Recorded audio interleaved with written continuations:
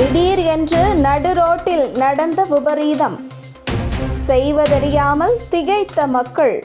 கடலூர் மாவட்டம் பெண்ணாடகம் காமராஜர் தெருவைச் சேர்ந்த மணிகண்டன் மற்றும் காமராஜ் ஆகிய இருவரும் பணியின் காரணமாக சிதம்பரம் அருகே உள்ள அண்ணாமலை நகர் பகுதிக்கு செல்ல ரயில்வே மேம்பாலத்தில் ஏறி கொத்தங்குடி தோப்பு செல்லும் வழியில் கார் சென்றபோது திடீரென கார் தீப்பிடித்து எரிய துவங்கியுள்ளது.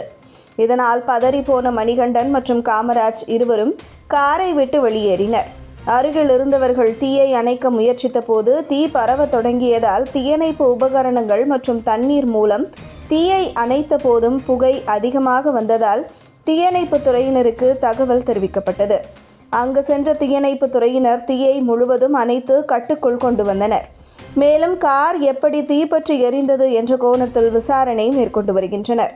காரில் வந்த மணிகண்டன் மற்றும் காமராஜ் காரை விட்டு வெளியேறியதால் அதிர்ஷ்டவசமாக உயிர் தப்பினர்.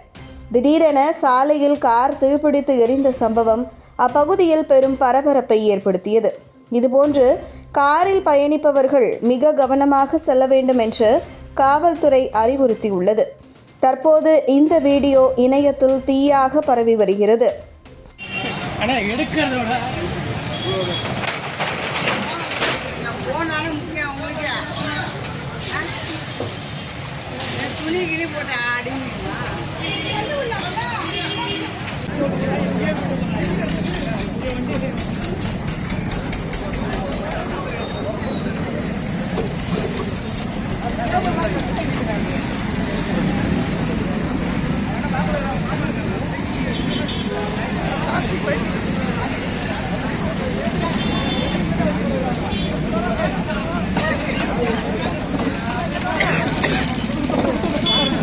அடினா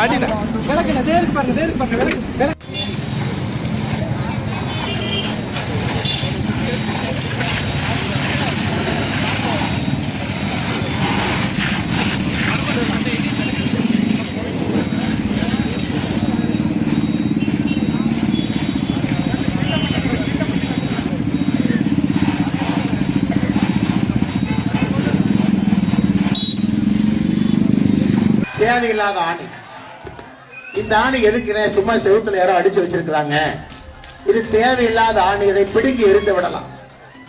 அதுபோல தமிழகத்திற்கு ஒரு தேவையில்லாத ஆணினா எம்ஆர்கே பன்னீர்செல்வம் அவர். கட்ட பஞ்சாயத்து,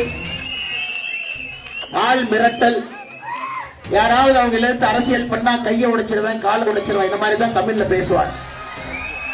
இப்படிப்பட்ட ஒருவரை சரித்திர புகழ்மிக்க குறிஞ்சிப்பாடி தொகுதி ஐயா, குறிஞ்சிப்பாடி மக்கள் இன்னைக்கு நேரத்துக்கு நீங்க தோன்றவங்க கிடையாது. உங்களுடைய சரித்திரம் 2500 ஆண்டுகள் குறிஞ்சிப்பாடியிலே மனிதர்கள் வாழ்ந்திருக்கிறார். முதுமக்கள் தாலி குறிஞ்சிப்பாடியில 2018 கண்டெடுத்தாங்க. முதுமக்கள் தாலி, பெரியவங்களை எல்லாம் அந்த தாலிகளை வைப்பாங்க அந்த காலத்தில். அதனுடைய முதுமக்கள் தாலியினுடைய வயதை பரிசோதித்து பார்க்கும் பொழுது 2500 ஆண்டுகளுக்கு மேலே அந்த முதுமக்கள்